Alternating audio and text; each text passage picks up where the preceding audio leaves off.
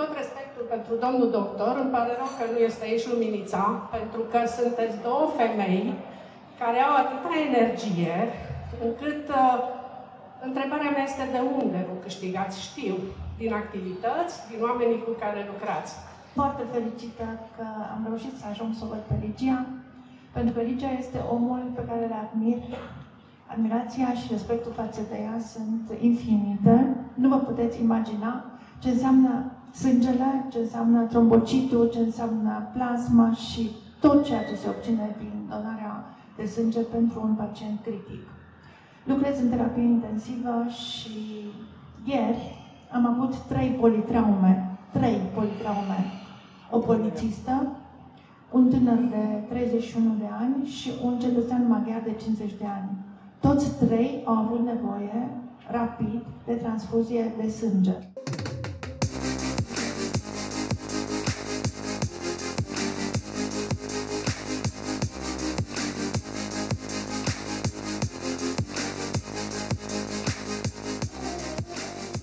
Bună dimineața din nou!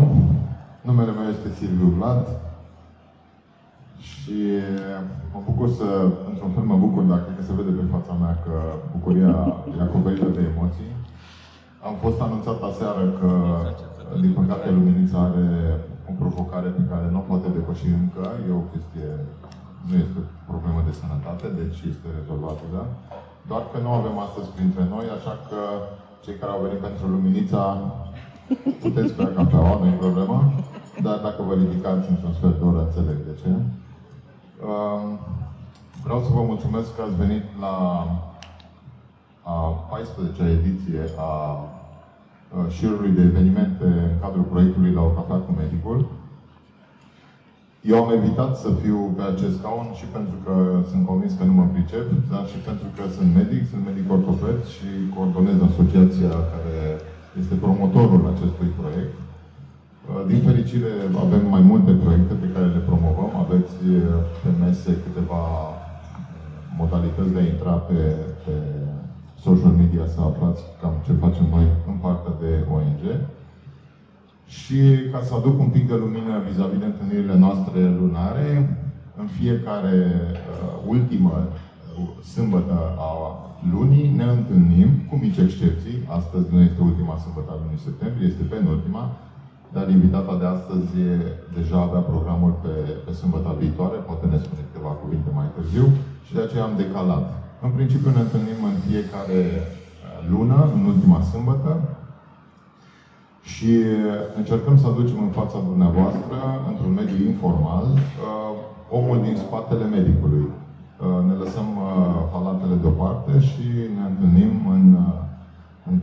în sânul comunității, pentru că prin acest proiect ne dorim să diluăm cumva obscuritatea care se creează sau s-a creat de-a lungul timpului între cadrele sau între lumea medicală și lumea din afara spitalelor. Și considerăm că falia asta, abisul ăsta care s-a creat, este imaginar și nejustificat. De asta vă mulțumesc foarte mult, avem o prezență tot mai mare și sperăm că surprizele pe care vi le aducem sunt cât mai plăcute, cât mai constructive, să zic așa. Astăzi, ca să putem aprecia valoarea mai mult, am ajuns eu în locul Luminiței, doar ca să creez contrast. Să creez contrast cu invitata noastră, Olivia Ligia Curtă, care este medic primar medicină de laborator, este conferențiar universitar și, nu în ultimul rând, este directoarea Centrului de Transfuzii Bihor. Și îl avem tot, ca și surpriză extraordinar de plăcută, considerăm noi, pe Cristi Masaric, alături de noi, căruia îi mulțumesc încă o dată. După cum vedeți, emoțiile la el se văd și mai bine, pentru că el trebuie și asta să transmită. Și el este interpretul nostru astăzi în limbajul mimico-gestual. Noi, în general, avem așa un șir de întrebări prin care încercăm să vă prezentăm invitații noștri. De obicei durează o oră și această discuție, această introspecție cu voce tare. urmată de întrebări din public, pe care, evident, le regizăm dacă ne ajutați.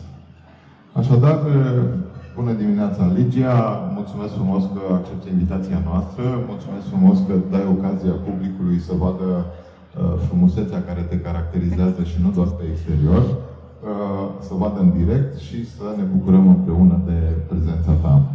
Te rog frumos să ne spui cine este omul, medicul Olivia Ligia Burta. Bună dimineața tuturor! Mulțumesc, Vlad, mulțumesc, Cristi. Ne vedeți astăzi într-o altă zi, într-o altă formulă decât cea obișnuită pentru voi. Vom încerca să folosim tu și voi ca să prescurtăm și să fim într-o atmosferă cât mai familiară, fiindcă este extraordinar să rezonăm împreună și să ne cunoașteți așa cum sunteți. Eu vă mulțumesc pentru faptul că într-o dimineață de sâmbătă v-ați făcut timp să bem o cafea împreună, să discutăm, să ne împărtășim câteva dintre experiențele noastre, simțămintele noastre, prieteniile noastre, activitățile care ne leagă. Și iată că, așa cum am spus, surprizele, da, într-adevăr, în dreapta mea este Vlad, în locul Luminiței, și își făcea probleme aseară, vai de mine cum va fi, am zis, va fi perfect. După cum vedeți, a făcut o introducere extraordinară. În stânga mea este Cristi, de care știu de foarte mulți ani și îl apreciez în mod deosebit. Vă salut pe toți și salut și pe Cynthia și pe Zita. Datorită lor,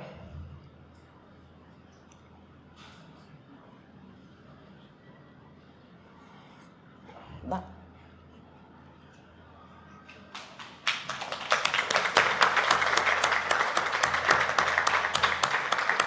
Să știm să mulțumim.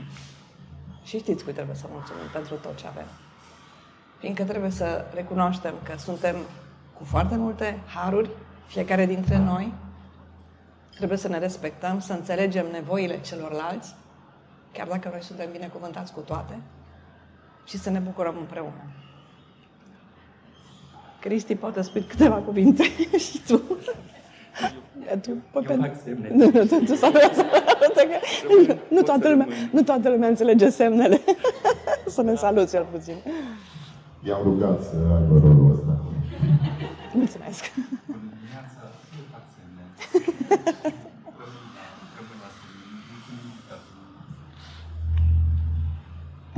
Nu se asocia cu semnele din poliție sau din alte conjuncturi.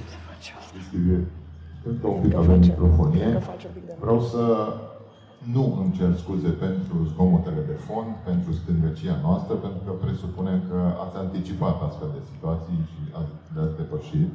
Probabil o să mai auzim din când în când zgomote de la jocurile pentru copii sau de la aparatul de cafea, dar sunt convins că putem depăși. Așa cum spuneam, spune-ne, Ligia, te rog, cine este omul și medicul Olivia Ligia Burta și cum ai descoperit pasiunea asta pentru medicina transfuzională, pentru hematologie, pentru medicină? Ceea ce fac. Da. Oricum, în jurul meu sunt prieteni, sunt colegi de facultate, sunt foști studenți de MA, deci parte din voi, eu vă mulțumesc că ați venit să-mi ascultați din nou parte din povestea mea de viață și apreciez lucrul ăsta. Întâmplător, și vreau să vă spun că marea mea dragoste este medicina. E ceea ce simt și îmi place să spun că nu iubesc și fug, ci iubesc și dăruiesc. Fiindcă în momentul în care am primit, și știm cu toții de unde primim ce primim, să și împărtășim și să ajutăm. Și iată că mă regăsesc 100% în această postură de medic. Sigur că, așa cum Silviu este ortoped, eu puțin stau în umbră, eu nu sunt prea vizibil atunci când vorbim despre lumea medicală, dar cu siguranță susținem viața. Și pentru mine a fost o surpriză să ajung în acest domeniu de laborator clinic. Mă vizualizam, visam să ajung așa într-o medicină spectaculoasă, mă vedeam puternică, în stare să trag, să împing și țesuturi, și oase, și musculatură, de toate, dar m-am regăsit într-o altă față a medicinei. Așa cum am spus, puțin ascunsă, dar extrem de importantă, este esențială. Atunci când vorbim despre medicina transfuzională, cred că sunt doar vreo 2 sau 3 specialități, n-am să fac acum referințe care sunt acelea, care nu utilizează sângele ca și suport vital. Și iată că mă regăsesc în foarte multe diagnostice, în foarte multe situații și iarăși în viața de zi cu zi, ceea ce mi-aduce mie foarte multă și suport, dar și încredere în ceea ce urmează, este faptul că atunci când găsesc oameni mai năcăjiți lângă mine și încep să-mi destăine problemele lor, îmi aduc aminte de toate cererile care vin din spital într-o zi obișnuită de lucru, cu ani de naștere, cu diagnostice, da, din ce în ce mai grave, din ce în ce mai provocatoare pentru terapie și mă gândesc că, într-adevăr, trebuie să ne bucurăm de fiecare moment și acele, poate că încercări, obstacole, provocări negative, dacă le vedem negative, să avem puterea să le depășim. Asta este medicina, asta este rolul nostru, nu numai de susținere, așa cum am spus atunci când vorbim despre medicina transfuzională de sânge, și sângele, cu siguranță știți că este, fără de el nu există viață. Îl regăsim în foarte, foarte multe citate din Biblie. Mult spune sângele ăsta. Și atunci când vorbim, așa cum am spus, despre viață, mă regăsesc acolo. Și cred că de la bun început asta a fost menirea mea, să dăruiesc cât mai mult, indiferent cui, indiferent cât. Sunt donatoare de sânge din 1977, când a fost cutremurul ăla, și n-aveam eu 18 ani pe atunci, dar eram așa într-o din asta revoluționară, toată lumea a ieșit să doneze sânge, deci a fost o abatere de la lege și iată că de la 16 ani donez sânge și mai am încă vreo 2 sesiuni până la 65 de ani, când va trebui să-mi onorez vârsta și limita care mi-o permite legea și va trebui să mă retrag din această carieră, dar numai din cariera de donator de sânge. Repet, este o altă variantă în care simt că onorez ceea ce reprezint. Mulțumesc. Vreau să precizez, să aduc un pic de lumină în umbra despre care vorbea Ligia. Poate că este ușor în penumbră, aș zice eu, medicina transfuzională în cadrul comunității, în lumea profană, pentru că nu apare atât de des și nu se scrie atât de mult. Dar în lumea medicală, să știți că medicina transfuzională este foarte la lumină. De mai degrabă nu e la lumină, ci este o lumină. Eu sunt medic ortoped, traumatolog, avem foarte multe traume, văd colegi de la terapie intensivă. Toată lumea poate spune că eforturile noastre sunt absolut în zadar dacă nu avem acest suport vital, sângele. Nu doar că am înțeles personal asta, pentru că sunt donator, având o grupă de sânge considerată rară, fac anual, donez anual, dar în postura de medic să știți că medicina transfuzională și centrul de transfuzii e departe de a fi în umbră. Este absolut o lumină și mulțumesc. Și de fiecare dată se fac eforturi, să știți că atunci când avem nevoie de sânge în urgență, de urgență, colegii de la transfuzii fac eforturi fabuloase să aducă din țară, se cheamă donator, personal am fost sunat în 2 situații să merg să donez pentru că grupa mea era absolut necesară și ei fac niște eforturi extraordinare pe care, într-adevăr, pacientul nu le vede, nu le simte, doar merge acasă și cu puțin noroc se închină și zice: Doamne ajută celor care mi-au fost alături. Deci mulțumesc și în numele meu și al colegilor, dar și în numele pacienților.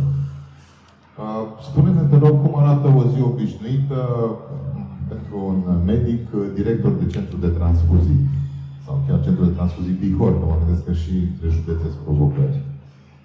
Arată obișnuit, pornesc de foarte, foarte dimineață împreună cu Roxana. Am o echipă frumoasă și chiar așa, încă dă soarele și dă lumina soarelui pe fața noastră, spun, o altă zi pe care trebuie să o derulăm și o derulăm frumos. E o zi plină de provocare, așa cum v-am spus, la nivelul de activitate pe care noi îl avem în Bihor. Pot să citesc diagnostice, pot să gândesc diagnostice, pot să văd imaginativ pacientul din spatele cererii. Nu este ușor, fiindcă efectiv empatia este la cote maxime la noi. Și sigur că încercăm să ajutăm, e o provocare de la un capăt la altul al zilei, nu este nimic monoton. avem aproximativ 1200 de persoane cu care venim în contact, din toate categoriile sociale. În general, avem oameni de foarte bună calitate, excepționali, care înțeleg rostul și sensul gestului. Sigur, relaționăm cu ei. Bineînțeles că la mine este puțin mai dificil, fiindcă vă dau așa din casă. Am avut un curs cu vreo 400 și ceva de participanți, acum 3 zile, online, fiindcă la nivel național este o provocare, urmează o procedură de autorizare a centrelor de transfuzie și a unui compartiment din spitalele din țară. Și iată că am zis într-un spirit de colegialitate mai mult decât atât, să-mi ajut colegii și am făcut acest efort. Și atunci de 3 zile stau și corectez, noroc că am avut o variantă puțin mai ușoară de corectare, mai am încă vreo 150 de teste de corectat și iată cum îmi colorez viața. Îmi colorez viața cu studenții, extraordinar, foarte frumos. Am șansa să pot să alternez programul de activitate, să pot să îmi susțin și orele, mai am încă un an până la vârsta de pensie la Universitatea din Oradea și pot să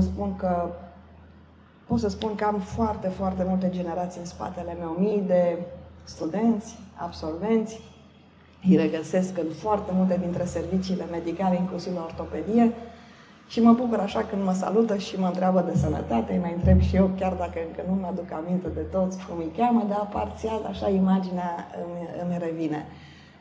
Și așa trece o zi cu provocări. Îmi place, în cursul ăsta de care vă spuneam anterior, vouă, în cursul ăsta am scris cuvântul provocări în 2 culori, în verde și în roșu. Și le-am atras atenția că o provocare poate fi pozitivă, poate duce la succes, la progres, sau dimpotrivă poate fi o provocare cu riscuri aferente și cu măsuri corectoare și preventive aferente. Și iată că, într-adevăr, nu obosim.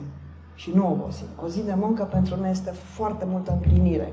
Poate că nu 100% uneori, dar încercăm să ajutăm și să fim alături de cel care chiar are nevoie de noi. Și sunt foarte mulți care au nevoie de noi. Aș putea pleca. E evident, degeaba ține în tensiune. Ai zis de provocări. Ai putea să zici care sunt cele mai mari provocări sau care au fost cele mai mari provocări în coordonarea unui centru de transfuzie într-un oraș ca și Oradea, care are o perspectivă și o dezvoltare greu de egalat dacă ne uităm în restul țării. Și cu siguranță toate instituțiile trebuie să țină pasul și au astfel de provocări. Ai putea spune câteva bariere sau câteva trambuline? Că uneori și trambulina, dacă e prea puternic, e o provocare. O să cazi impropriu. M-aș duce pe trambulină. Deci acum cred că simțim cu toții ce înseamnă Oradea. Categoric. Din toate punctele, din toate variantele de analiză a societății și comunității noastre. Nu întotdeauna provocarea pozitivă, așa cum este la noi, este bine văzută. Asta este și ne asumăm fiindcă suntem oameni, unii ne înțeleg, ne apreciază, alții dimpotrivă.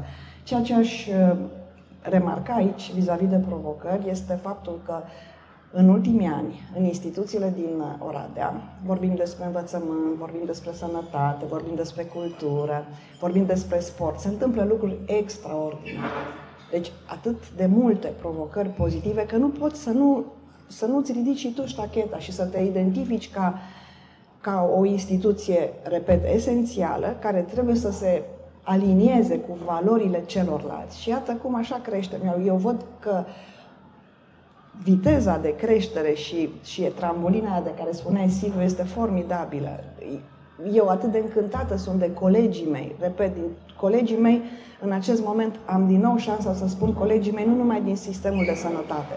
Deja colegii mei sunteți toți, din toate instituțiile, din toate asociațiile, fiindcă sunt foarte mulți prieteni din asociații care se ocupă, de exemplu, de persoanele cu nevoi speciale, pe care îi iubesc și apreciez. Deci asta este pentru mine provocarea. O provocare care aș ține în culoarea roșie și nu în culoarea verde, ar fi faptul că nu întotdeauna reușim să facem echipă. Nu întotdeauna ceea ce ne caracterizează și dorința noastră de performanță, fiindcă la un moment dat fiecare dintre noi vrem să fim performanți și reușim.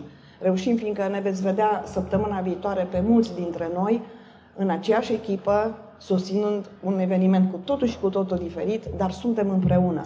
Și pe măsură ce ne găsim și ne regăsim, așa cum, uite-te, ne găsim astăzi cu Părintele Cristi, cu care cu siguranță vom continua multe activități, fiindcă avem provocări pozitive, frumoase pe acest domeniu.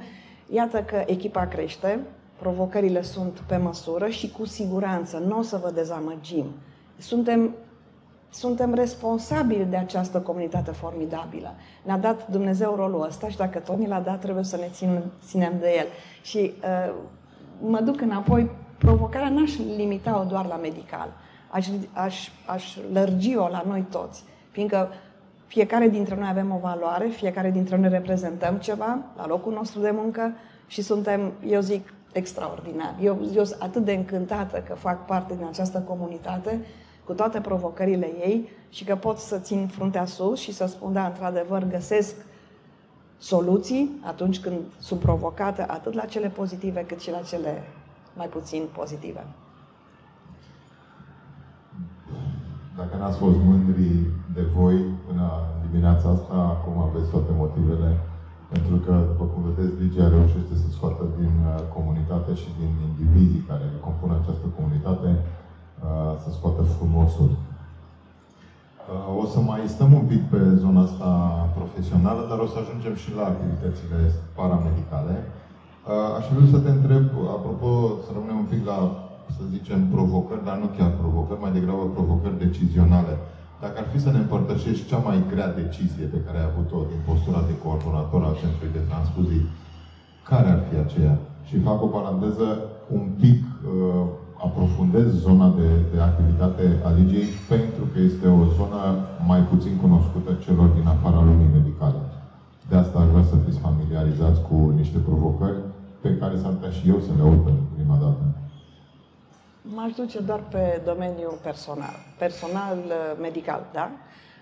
Vorbim despre la un moment dat am avut... Cea mai grea decizie. Da, cea mai grea decizie, într-adevăr, și fiind manager, că la un moment dat te găsești ca și administrator, ca și gestionar, te găsești ca și medic între timp, așa când știi să coordonezi, sau trebuie să coordonezi o activitate. Suntem 41 de centre de transfuzie în întreaga țară, mai este încă unul al Ministerului Apărării Naționale, dar ca idee suntem foarte puține. Suntem la nivel de județ unul singur, gestionăm 600.000 aproximativ de oameni, da? Dacă ne referim la populația județului, la aproape 200.000 la nivel de Oradea. Avem 11 spitale cu care colaborăm zi de zi și iată că ar trebui să fie un echilibru, zic eu, între numărul de donatori, personalul medical și ceea ce trebuie distribuit, furnizat către cel aflat în nevoie. Ei, pentru mine cea mai mare provocare a fost momentul în care de la 62 de persoane, acum vreo 15 ani, câți eram excedentar într-adevăr, a trebuit să reduc la mai mult decât jumătate din personal. Sigur că acolo n-am putut să mă opresc doar la partea contabilicească, administrativă, a trebuit să cobor la nivel de medical. Și acolo a trebuit să regândesc, să reformatez, să resetez. Este greu. Deci a fost momentul cel mai dificil și, repet, sunt atât de mândră de echipa mea. Eu am o echipă mică, valoroasă, dar pe fișele lor de post, și știți cu fiecare dintre voi ce înseamnă o fișă de post, am câte 4-5 sectoare acoperite de o singură persoană. Adică e un fel de rulaj, un fel de disponibilitate maximă, indiferent de care tip de activitate, rapid de tot, într-un minut, urcăm, coborâm, ne adaptăm. Dacă sunt donatori mai mulți, intrăm mai mulți pe recoltare, dacă sunt mai mulți pe procesare, intrăm pe procesare. Deci sunt extrem de... Și într-adevăr e o provocare, a fost momentul ăla de provocare negativă, dar asta a dus la o creștere a disponibilității și profesionalismului echipei. Sigur, putem schimba, putem vedea negativul transformat în pozitiv, dar puțin trebuie să dăm și să înțelegem că provocările astea uneori duc la supra-solicitare. Și aici, într-adevăr, încă pot să spun că duc această provocare după mine, fiindcă performanța înseamnă și echilibru și de volum de muncă și de profesionalism. Și este dificil uneori să poți să faci acel echilibru, să ajungi la acel echilibru. este firesc, pentru că știm toți că resursa umană este o mare provocare și este foarte greu să fidelizezi și să ai alături oameni valoroși. În primul rând e greu să-i găsești. Apoi se fidelizează ei, pentru că cine se aseamănă se adună. Și știm toți că dacă vrei să mergi repede, mergi singur, dar dacă vrei să mergi departe, mergi în echipă. Cum vezi viitorul donării de sânge la nivel local și la nivel național?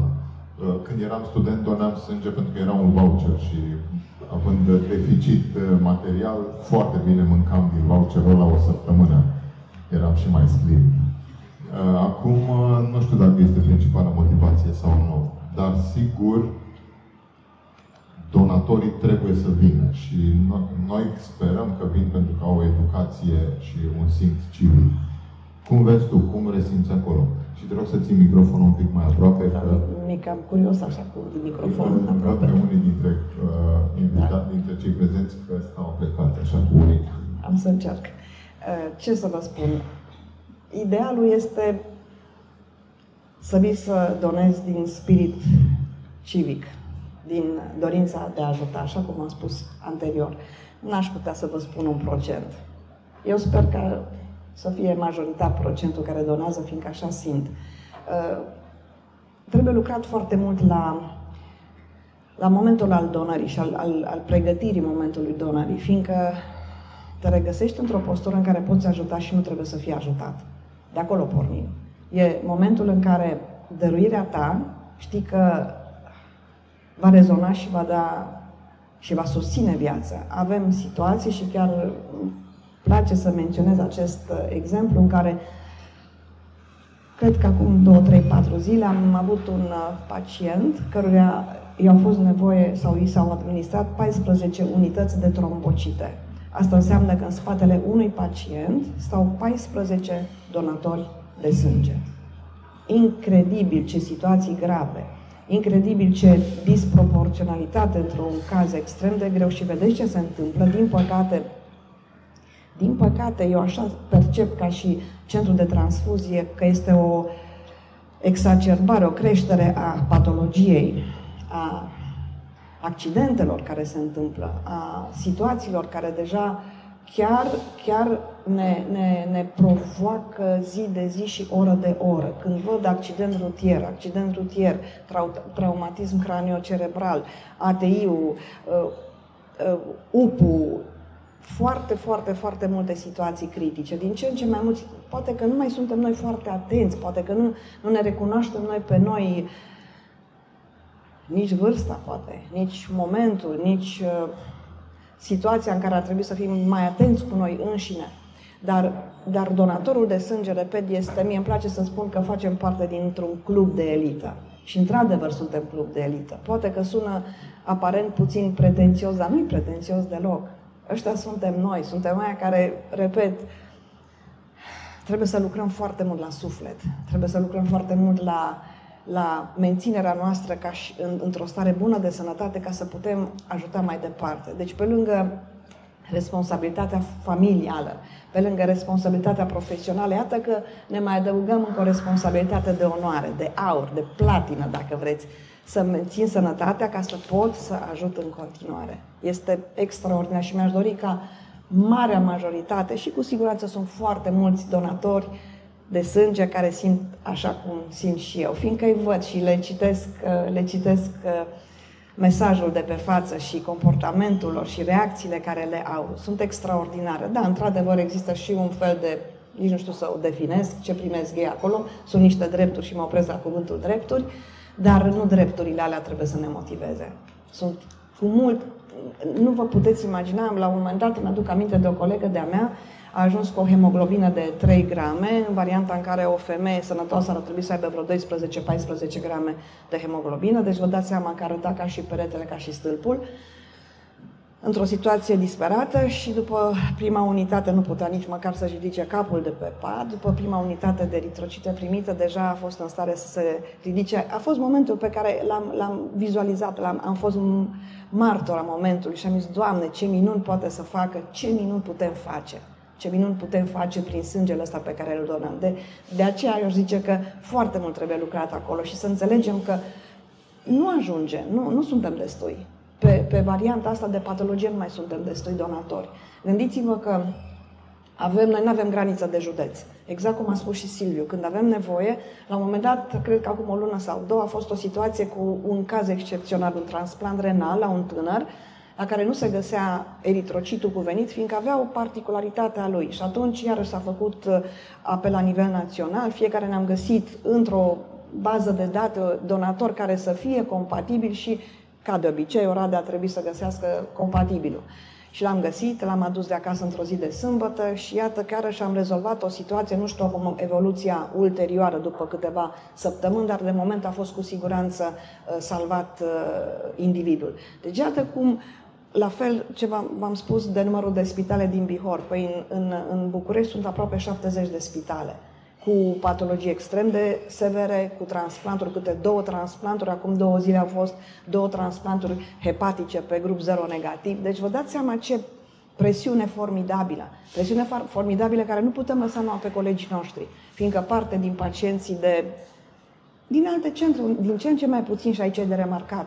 Vă rog să mă credeți că dacă înainte era un turism medical spre centre mai mari decât Oradea, s-a diminuat foarte mult. Dar sunt situații în care, într-adevăr, în acest moment Oradea nu poate suporta anumite tipuri de terapii sofisticate și, într-adevăr, se apelează în mod obiectiv la București, de exemplu. Da, la București, da. Deja celelalte au căzut în umbră. Rămâne Oradea din ce în ce mai performantă și mă bucur că serviciile medicale, eu ca și centru de transfuzie, acum când spun centru de transfuzie, mă văd eu pe mine acolo, eu citesc foarte frumos cum lucrează în spital. Foarte mult. Poți citi din ceea ce primești, din gravitatea și complexitatea situațiilor, poți să vezi cât de mult este preocupată lumea medicală să ducă la bun sfârșit niște proceduri diagnostice grele și proceduri extrem de complexe. Practic avem o întrepătrundere a 2 aspecte importante în ce spunea Ligia, în sensul că, într-adevăr, complexitatea patologiei a crescut foarte mult și frecvența acestor patologii complexe a crescut foarte mult, pe de o parte. Iar pe de altă parte, într-adevăr, lumea medicală și sistemul medical bihorean, în special în Oradea, s-a dezvoltat, a preluat mult din patologiile care se transferau în centre limitrofe și, fără discuție, asta crește nevoia și crește necesarul pentru anumite elemente, inclusiv pentru suportul ceea ce privește sângele, deci nevoia de a avea donatori cât mai mulți și sperăm că astfel de evenimente chiar creează, sensibilizează acea latură, acel concept prin care încercăm să facem bine doar pentru că Dumnezeu a ales să fim noi cei care suntem capabili să facem un bine. Poate avem o surpriză și în săptămânile următoare o să-mi trimiți un mesaj că s-a dublat numărul donatorilor.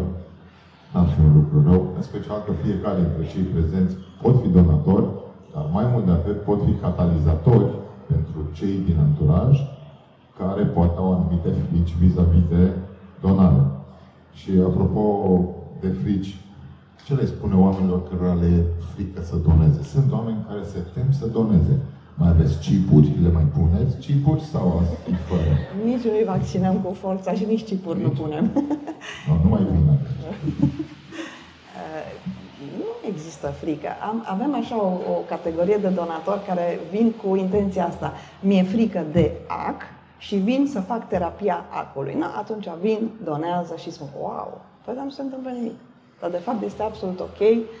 Sigur că frica aia trebuie gestionată. Suntem oameni, fiecare avem fricile noastre și trebuie să le recunoaștem și să nu suntem perfecți, luptăm cu, ai putea spune și provocarea, tot o frică este.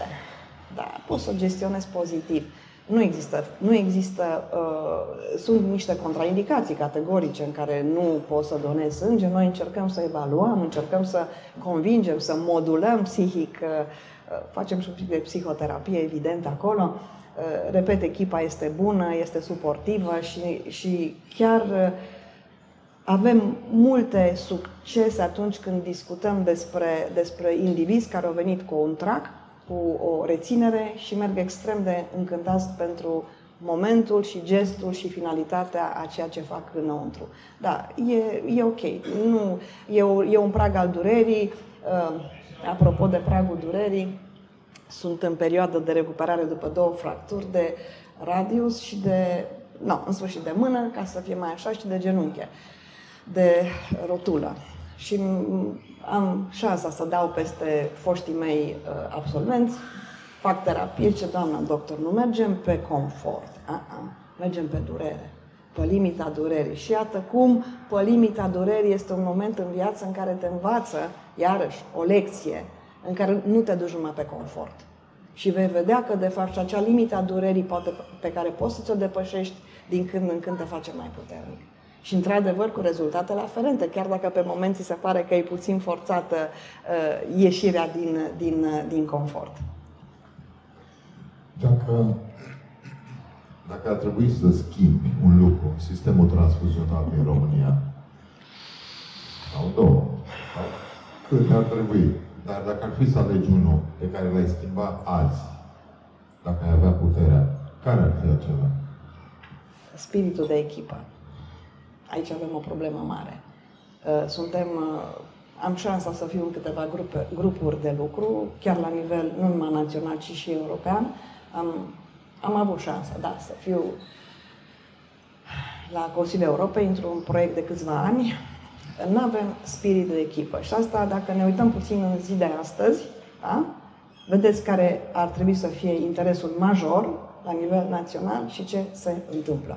Adică, dacă noi nu înțelegem că mersul este înainte, împreună, indiferent de sex, naționalitate, vârstă, orientări politice și așa mai departe, avem o mare problemă. Dacă mai adăugăm și ambițiile personale, dacă mai adăugăm și mândria exagerată, iată că ne vedem puțin opriți, împiedicați, cu o viteză mult mai mică de reacție.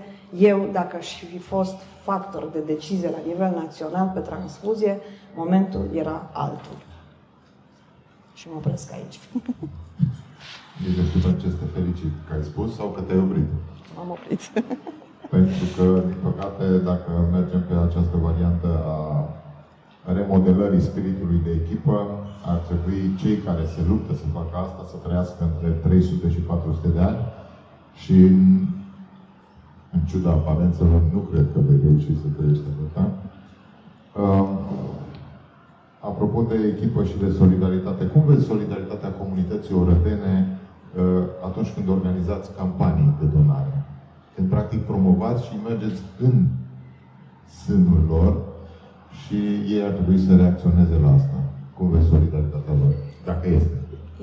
Este, categoric. Avem posibilitatea să ieșim în județ, în orașele județului, în afară de Oradea, da? În general suntem foarte bine primiți și lumea rezonează, lumea deja este educată, lumea știe ce înseamnă donare. Acum, dacă mergem pe iarăși, mă duc pe confort, lumea zice, a venit, parcă mai bine mă duc la servici, mai bine mă duc să beau o cafea, evit, dar nu, în general lumea răspunde pozitiv. Sigur că ar putea fi și mai bine. Există solidaritate, dar nu suficient, fiindcă totul se rezumă într-un final la capacitatea noastră de a susține viețile pacienților. Și acolo încă nu putem să fim mulțumiți.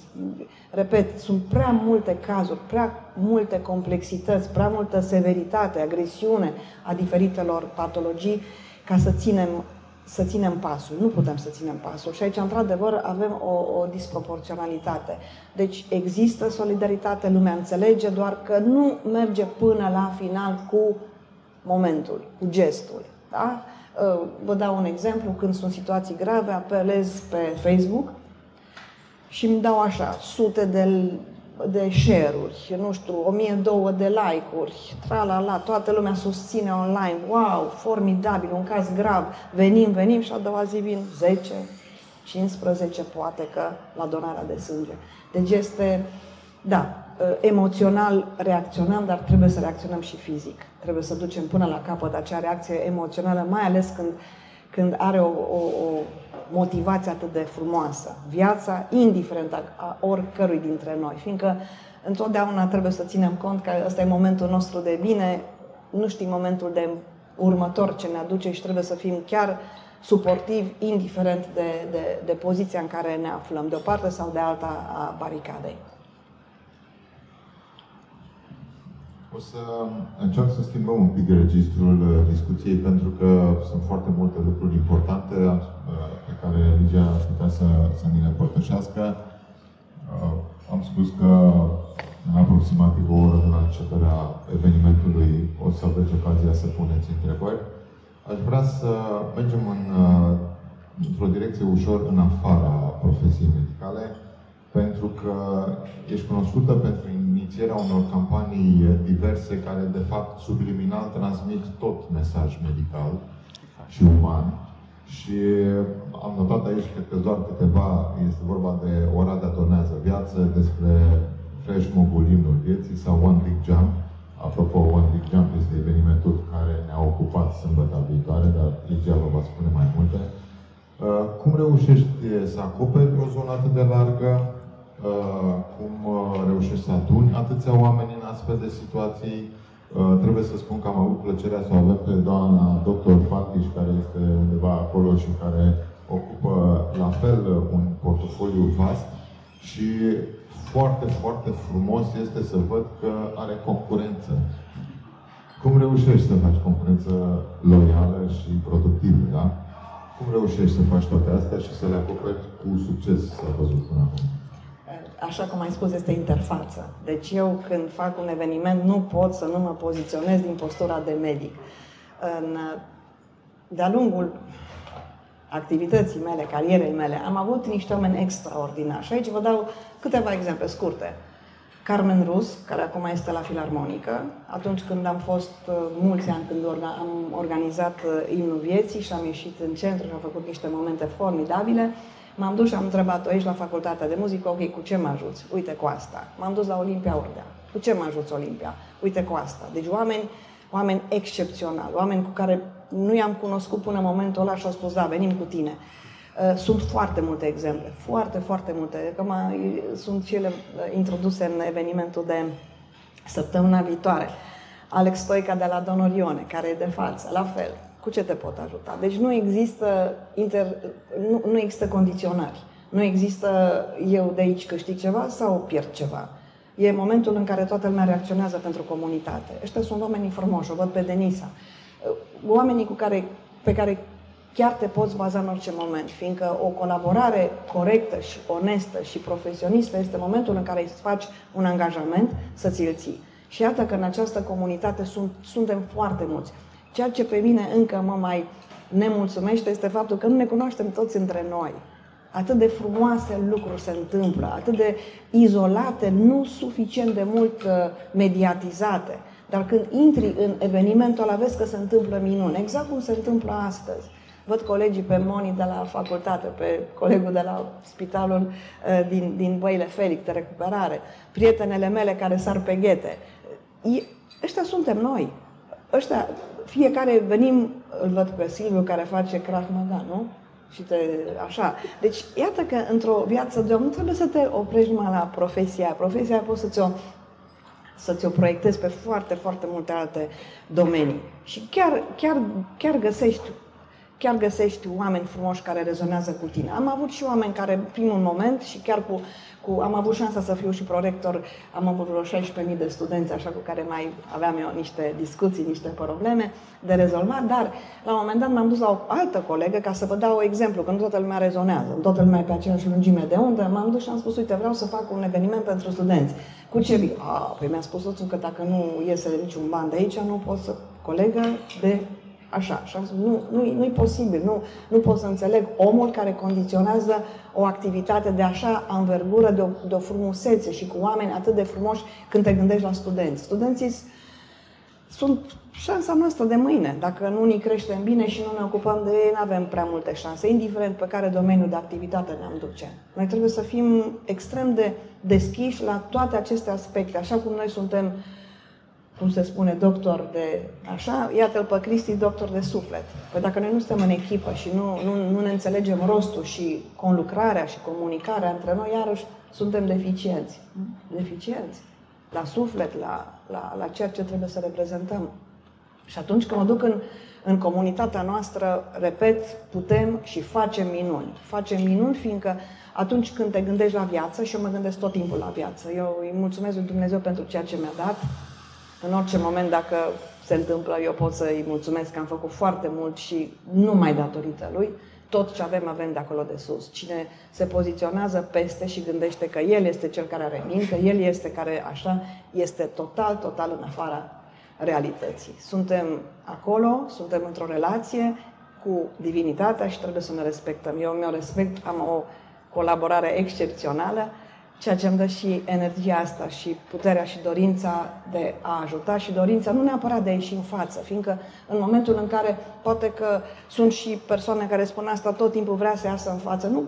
Nu e noțiunea de ieșit în față, este noțiunea de mobilizat o comunitate. Și cum poți mobiliza dacă nu prin tine însuți ca și model, ca și exemplu. Un exemplu cu plusuri și cu minusuri. Să sperăm cu cât mai multe plusuri și cât mai puține minusuri. Dar zic că se poate și suntem chiar deosebiți. Faptul că săptămâna viitoare sunt coorganizator alături de Kingo, alături de Asociație Chinologică. Eu sunt parte din partea echipei care nu are câine. Da? Am o pisică, are soțul meu, de fapt, o pisică mai așa. N-are câine și am fost întrebată, păi dacă n-ai câine, ce cauți tu la One Big Jump? Păi da, eu caut acolo reprezentativitatea celor care nu au câini, fiindcă într-o comunitate trebuie să fie protejat și cel care nu are câine atunci când iese în spațiu public. Asta ce înseamnă? Educarea stăpânului, câinelui, în primul rând, da? Ca după aceea câinele la rândul lui să fie educat și mie această echipă să-mi dea siguranța și confortul că pot urca într-un mijloc de transport, că pot intra într-un restaurant, pe o terasă, la o cafenea. Street Coffee este și partener de eveniment săptămâna viitoare și am reușit din nou să strâng atât de multe instituții, asociații în jurul nostru. Și vreau să vă spun și chiar vă invit să veniți. Am propus parteneriat pe lângă liceele din Oradea, parteneriat cu Asociația Down, cu Asociația SOS Autism, cu deficienții motori, care vor fi parte din program. Și de ce? Fiindcă o cunoștință de-a mea, amica de-a mea, Carmen Chimerel, a reușit să-i pună pe scenă acum 2-3 săptămâni în cetate. Și când am văzut cât de frumos au reacționat și cât de importanță au văzut de acolo pe scenă, am spus, nu se poate, sunt oamenii care trebuie aduși în față. Și iată că azi reușim să aducem pe părinte și pe comunitatea pe care o coordonează. Am scos slovacii. Da. I-am rugat să iasă, iarăși o comunitate puternică cu care poți comunica, poți colabora. Îi găsim și astăzi în Șanțul Cetății, apropo. Noi nici mai știm câte evenimente avem. Suntem o comunitate vie cu majuscule și când spun vie înseamnă atât de multe activități că nici nu știi, suntem în competiție. Acum dimineața SOS Autismul m-a certat în ghilimele de ce a trebuit să faceți voi la aceeași oră cu noi, că trebuia să fii tu afară sau noi la tine. Asta este. După masă avem meciul de handbal, da? Deci avem atât de multe evenimente cum chiar suntem invidiați. Dar știți că invidia, din păcate, mai are și negativul care nu te lasă să dormi prea liniștit noaptea.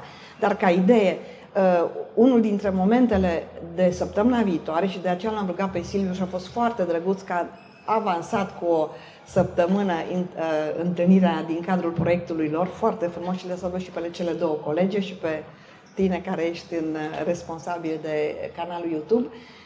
Am să am un moment sâmbătă seara în care din nou vreau să aduc în față importanța vieții, și adică sub ce formă vreau să aduc un drapel foarte mare, în jurul căruia să facem un lanț uman. Lanțul ăla uman am și aplicat pentru un alt record al Oradiei. Primul a fost în 2019, când am făcut cea mai mare clasă de Kangoo Jumps din lume.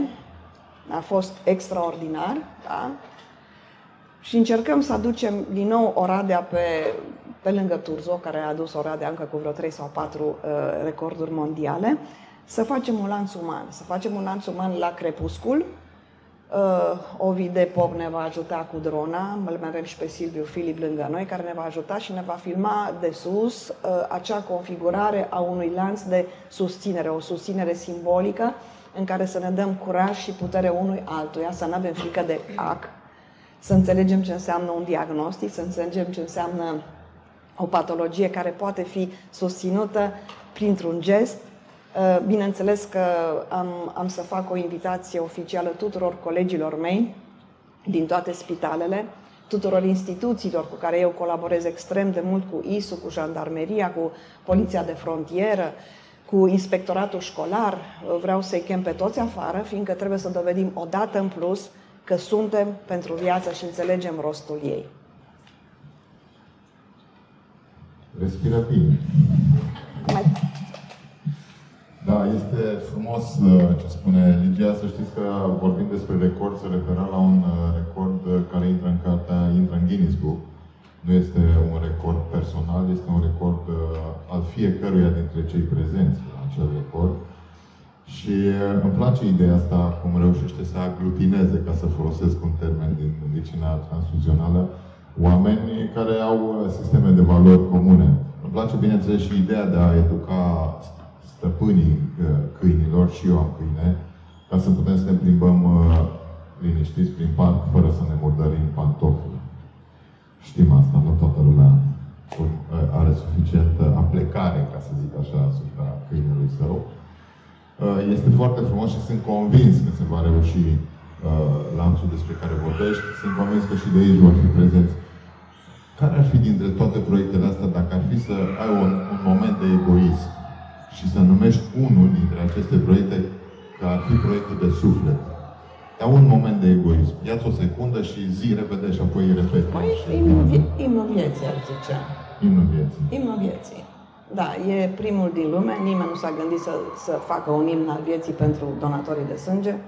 Asta este. L-am gândit eu și numai pentru donatorii de sânge, fiindcă o văd pe Carmen aici, eu de la bun început m-am autodeclarat ca donator, dacă va fi momentul ăla, orice, să pot ajuta și în momentul ăla final. Nu este nicio problemă. Trebuie să ne acceptăm existența pe pământ, trebuie să acceptăm că suntem trecători și să gândim ca până în ultimul moment, dacă va fi cazul, să putem ajuta.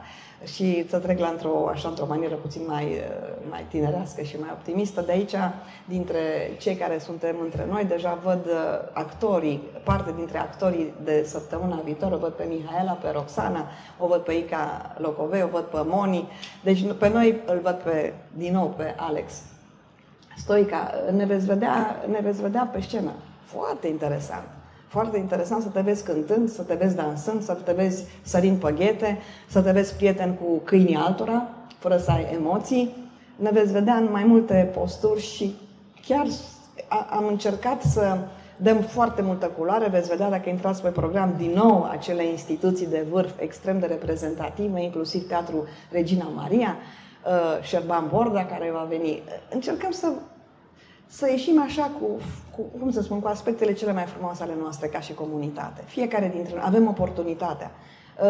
Am așteptat și să se autoinvite. Am invitat pe toți care am simțit că sunt alături de mine, dar au fost și care s-au autoinvitat și am apreciat acest lucru, fiindcă în momentul în care simți că ești parte dintr-o comunitate și simți că poți veni cu ceva frumos ca să completezi un program care începe de vineri de la ora 5 și se termină duminică la ora 10 seara și încercăm să vă ținem pe toți în șanțul cetății. Wow! Cu cai, cu câini, cu oameni, cu tot ce se poate, cu muzică, cu dans, cu voie bună, cu programe educative, fiindcă mă duc înapoi puțin la programele educative. Noi vrem nu va fi un eveniment izolat în care, hai, ieșim 3 zile să vă arătăm cine suntem și după aia ne retragem. Nici de cum. Vor fi lanțuri de evenimente, workshop-uri, conferințe în care dorim să educăm. Din nou mă duc pe educația aia.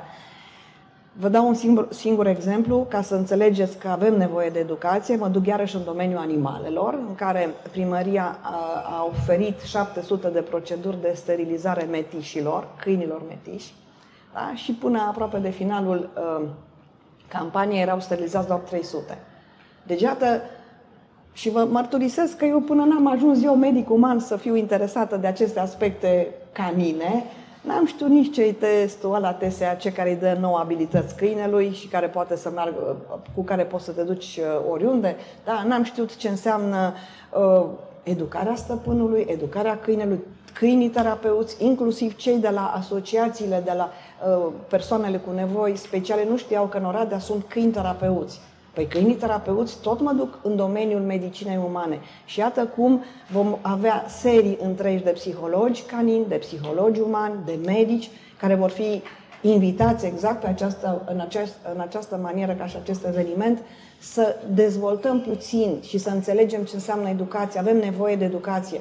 Un oraș, și mă scuzați acum că dau exemplul ăsta, când intru într-un oraș nou, da, la care vreau să dea o notă, fiindcă fiecare dintre noi intrăm la un moment dat și vizităm.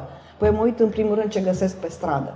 Și dacă vezi dejecte de câine, înseamnă că nu este un oraș civilizat. Înseamnă că acolo este mult de lucru. La noi mai puțin, dar mai există. Sunt elemente esențiale care țin iarăși până la urmă de sănătatea comunității, adică de sănătatea noastră.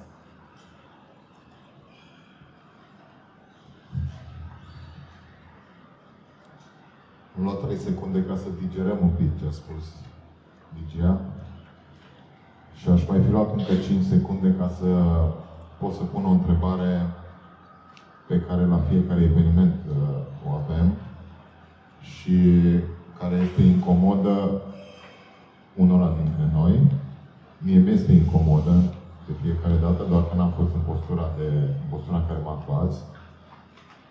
Pentru că, din păcate, sunt unul dintre cei care își pune frecvent această întrebare. Tot ce a spus Ligia până acum este frumos și aduce un echilibru. Dar ca orice echilibru, trebuie să ai undeva un balans. Și întrebarea directă este: simți că ai sacrificat familia ca să păstrezi acest echilibru? Aici ar trebui să întreb pe Roxana și pe Horațiu, care o să-mi spună sigur da. Nu-i întrebe. Sacrifici, categoric. Sacrifici, da? Iarăși te duci și spui, eu de multe ori mi-am pus întrebarea asta, de foarte mult, cred că și ieri mi-am pus-o de vreo 2 ori. În fiecare zi de câteva ori. Neîncetat mi-o pun și zic așa, acum dacă mă duc în comunitate și las puțin familia singură, cine câștigă mai mult? Și mă duc pe comunitate. Și mă duc pe comunitate. Numai că am avut șansa să am copii buni, să am o familie echilibrată, care nu mi-a creat probleme. De aceea pot să fac și să mărturisesc că este un sacrificiu, dar e un sacrificiu atât de... Și văd și pe așa din când în când că-s mândri de mine. Mândria așa frumos, mândria aia frumoasă, nu mândria aia patologică, orgoliul ăla pe care îl duce așa prostește. Nu. Recunoașterea valorii, fiindcă la un moment dat fiecare trebuie să ne cunoaștem valoarea. Nu trebuie să fim exagerat de modești, nu trebuie să fim exagerat de mândri, trebuie să ne cunoaștem pe noi. Și așa cât vă văd pe toți, sunteți extraordinari. Am și o capacitate anume, că eu citesc puțin și din spatele omului, sau citesc în sufletul lui. Și chiar vă văd deosebit și simt și vă simt energia și sunteți extraordinari. De multe ori cu donatorii mei le citesc comportamentul și mă întreabă, doamna doctor, dar de unde știți? De unde știu? Știu de unde știu. Dar, în general, să știți că am feeling-uri corecte, așa, simțăminte corecte și simt omul din fața mea și sunteți deosebiți. Toți.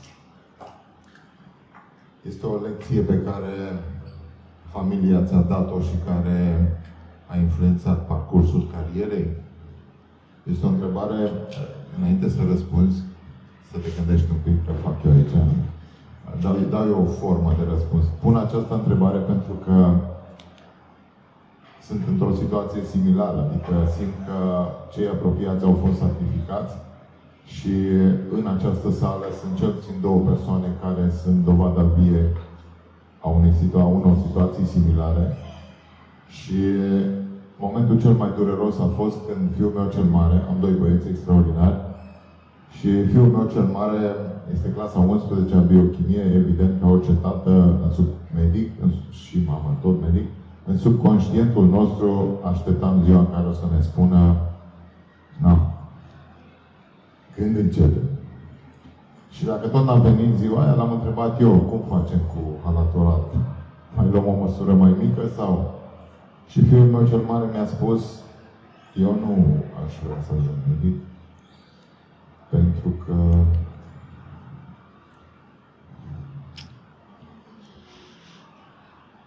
acum trebuie să aplaudăm noi.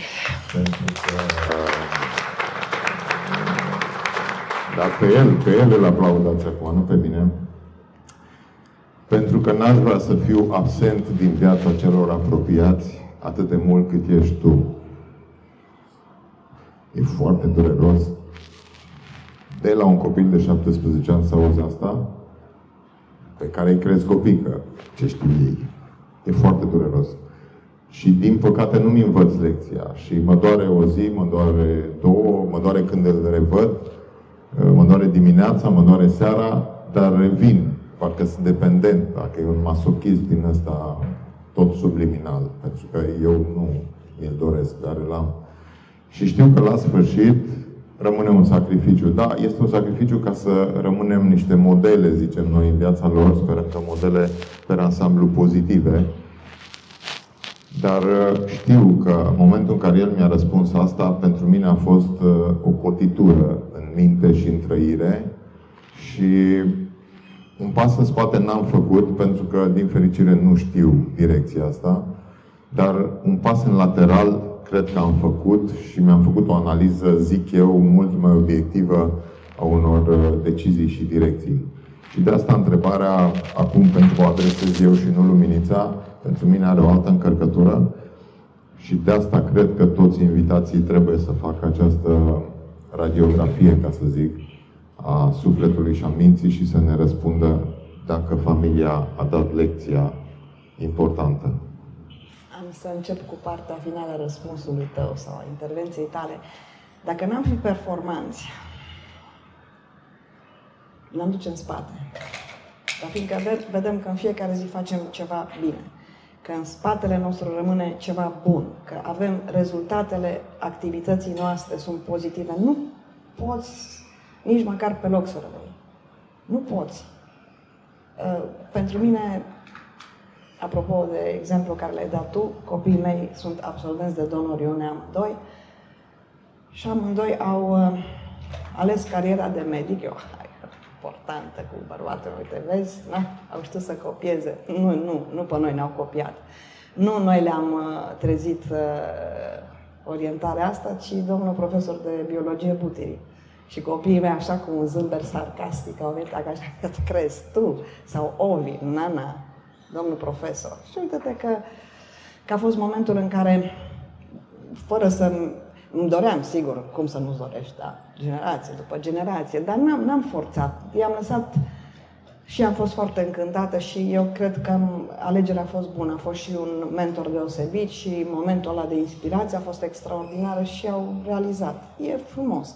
E frumos să vezi, dar repet, pasul pe loc sau pasul în spate nu poți să-l faci numai când vezi că nu ai niciun fel de performanță. Când ești performant, mergi în față și mai faci niște sacrificii. Și la un moment dat, cu siguranță, când copiii tăi și ai mei vor avea vreo 50 de ani, vor spune, măi, să știi că modelul ăla de părinte, chiar dacă a fost cu sacrificiu, a fost un model sănătos. Fiindcă am ajuns oameni, știm să ne respectăm profesia, indiferent de ce profesie ne alegem, și să fim acolo unde trebuie să fim. De la bun început, cine zice că într-o familie este devotament total, 100% esențial. În momentul în care deja ești în societate, când ai o profesie, este însoțită de sacrificii pe care trebuie să ți-l asumi de la bun început, mai ales când ai copii. Și mai ales când cresc și înțeleg și îți mai dau câte o replică din asta. Da, așa este. Și noi toți cred că încercăm să construim viitorul și uităm să trăim prezentul și după aceea reușim să ne ancorăm și să ne bucurăm de prezentul de azi, abia când trăim viitorul de mâine. Adică să ne uităm la copiii noștri care într-adevăr au crescut și au preluat calitățile noastre și au știut să evite defectele noastre. Reamintesc că din când în când e bine să vă amintiți întrebările pe care vreți să le adresați. Eu o să mai am o întrebare, pentru că vreau să transfer către public într-o notă un pic optimistă și o întreb pe Ligia, care e locul din Oradea sau din anturaj sau cum vrei să-l menționezi, unde atunci când bateriile simți că intră în zona roșie, mergi cu plug-in-ul și te încarci. Unde simți că în Oradea te încarci cu energie? Poate că și parte dintre voi simțiți lăcașuri. Așa este Sfânta Maria de pe strada de acolo colț cu Parcul 1 decembrie. Dar pe lângă asta am fost, trebuie să vă spun, săptămâna trecută, din nou a fost un eveniment frumos. Dacă ați participat la alergarea din centru și m-am pus pe jos în Piața Unirii și m-am simțit acasă. A fost un sentiment extraordinar. Și când m-am ridicat, eram într-un pantalon albastru de schi și am zis, oare nu m-am murdărit eu stând acolo și tot filmând pe deficienții motor, pe cei cu sindromul Down bucuroși că pot și ei să cânte, să danseze, să participe la activitate. Și am văzut că de fapt era absolut curat pantalonul de pe mine și am zis, nu, asta este ceea ce îmi place aici. Când vreau să stau jos undeva, stau jos undeva, mă simt excepțional, chiar dacă e pe caldarâm. Și văd că, da, și într-adevăr a fost un moment deosebit. Am fost și filmată, adică nu filmată neapărat, ci pozată, dar am zis că trebuie totuși să mă scuz de ce m-am pus pe jos, fiindcă așa am simțit. El a fost momentul meu de acasă. Frumos. Am menționat latura, să zic așa, un pic tangențial, a atins partea de credință, Ligia, un pic vis-a-vis de lăcaș. Să știți că medicii în general au o credință mult mai profundă și mai complexă, să zic așa, decât o exprimă. Suntem mulți dintre noi și mai văd 2-3 dintre cei pe care i-aș putea nominaliza. Suntem mulți care ne regăsim liniștea și ne încărcăm în zona credinței și a relației cu divinitatea. Sper că întrebările le aveți la îndemână. Ușor o să vă rog să cereți microfonul, am văzut o mână și eu o să mă apropii. Și vreau să spun că și eu am această modalitate de a evalua evoluția orașului. Mă uit la pantofi. Dacă trebuie să-mi curăț în fiecare seară, înseamnă că mai avem de lucru. Dacă sprăfuiți după 2 zile, atunci suntem unde ne apropiem. Iar dacă nu trebuie să-i curăț, înseamnă că nu sunt pretențios și nu e cazul. Aștept întrebări. Aștept o mână acolo. Văd o mână. Va trebui să ne folosim de 2 dispozitive și eu o să țin 1-2 câte vrei.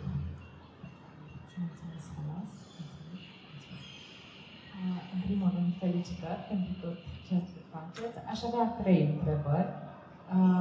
Prima întrebare este, dumneavoastră, într-adevăr, aveți multe campanii pentru conștientizarea donării sângelui, dar dacă sunt la nivel de stat sau la nivel local programe, proiecte care îi educă pe cei tineri sau pe cei de la școală pentru a-i motiva să doneze, deci dacă sunt alte proiecte în afară de ce faceți dumneavoastră. O altă întrebare ar fi despre echipă. Ziceați de munca în echipă și din ce personal constă, care sunt cadrele medicale care se ocupă de ce înseamnă transfuzie de sânge, donare de sânge, din cine e formată o echipă. Și a treia întrebare ar fi ce înseamnă pentru dumneavoastră un pacient dificil sau pentru cei care lucrează în centrul de transfuzie. Cine este cum arată, cum este un pacient dificil? Mulțumesc. Pacientul, încep de la 3 la 2 la 1. Pacientul dificil este cel pe care deja îl cunoști cu numele. În general sunt cei care sunt politransfuzați, cei care de ani de zile le vezi numele, îi cunoști. În general sunt cei cu patologii hematologice maligne. Am avut curiozitatea la un moment dat să intru pe una dintre situațiile astea și avea cel puțin 120 de transfuzii într-un an de zile. Vă dați seama că, efectiv, deja, chiar dacă nu vezi fizic pacientul, îl înțelegi, vezi cum corectează sau nu corectează sau, dimpotrivă, involuează valorile și poți să citești care este mersul. Așa îi vedem. Îi văd pe, așa cum am spus, la volumul meu de muncă, nu mă duc la București, că Bucureștiul cu siguranță nu poate să evalueze caz de caz, dar noi putem evalua caz de caz. Și sunt situații, repet, în care deja îi cunoaștem pe nume, prenume, diagnostic și parametrii și evoluția pacientului. Din echipa mea, și îmi place să spun că echipa mea este formată și din medical și din nemedical. Pornesc de la îngrijitoarele mele, care sunt niște femei deosebite, pornesc de la șoferul meu, care este iarăși un coleg extraordinar, mă duc la asistenții medicali și termin cu medicii. Deci, întotdeauna eu așa văd echipa, cu un respect absolut egal, da? Și cu un bun simț în relațiile dintre noi, în care ne bucurăm împreună și suferim împreună atunci când mai este cazul. Sigur, și ne dezvoltăm obligatoriu împreună, dar întotdeauna nici nu a trebuit să cultiv, că de fapt am o echipă la care n-a fost nevoie să cultiv spiritul de colegialitate, ci ne recunoaștem unii pe alții și ne comportăm ca atare. Vis-a-vis de ceea ce lipsește din sistemul transfuzional, sunt niște programe poate puțin mai bine structurate, sunt iarăși inițiative izolate, fiecare dintre noi cum gândim. Eu mărturisesc că folosesc Facebook-ul foarte mult, am vreo 4-5 pagini pe care le gestionez, nu-i ușor. Am și grup de studenți cu peste 7-8 mii de urmăritori, am un Facebook-ul meu personal și încerc să dau o față umană Facebook-ului. Facebook-ul e clar, nu avem cum să nu-l utilizăm, nu avem cum să nu recunoaștem că este o unealtă online și încerc să promovez nu numai pe mine ca și inițiativă, ci și pe toți colegii din țară. Am pagini dedicate rețele naționale în care tot ce se întâmplă și mi se pare mie frumos și elegant, postez acolo ca dacă la un moment dat va veni un european dintr-o comisie europeană să mă întrebe: tu la nivel de România ai făcut ceva? Se arăt, uite-te, un șir de sute de postări în care încercăm să motivăm, încercăm să promovăm. Este un proiect al lui Digi24 în acest moment, care rulează la nivel național, dar e o inițiativă absolut lăudabilă. Mai sunt niște facilități bancare, mi se pare, niște achiziții de pachete din astea care, din nou, la nivel național, încearcă să stimuleze și să conștientizeze, de fapt să conștientizeze în primul rând. Că dacă ești conștient, după aceea mai poți fi motivat de una sau două alte motivații, da? Dar ca idee sunt izolate cele la nivel național, sunt câteva episcopii, da? Ortodoxe câteva, dar foarte puține la nivel național, care sunt active și cu o activitate constantă, periodică. Altfel sunt izolate la nivel național, nu reușim, am căutat și maniera asta să intrăm în comunități și să le exprimăm dorința și să promovăm, dar nu este amprenta pe care ne-am dorit eu. Mulțumesc pentru întrebări. Mai avem aici câteva întrebări. Dacă aveai program după ora 12, poate că trimitem un mesaj să amânăm un pic. Sunt mai multe mâini care așteaptă să fie coborâte.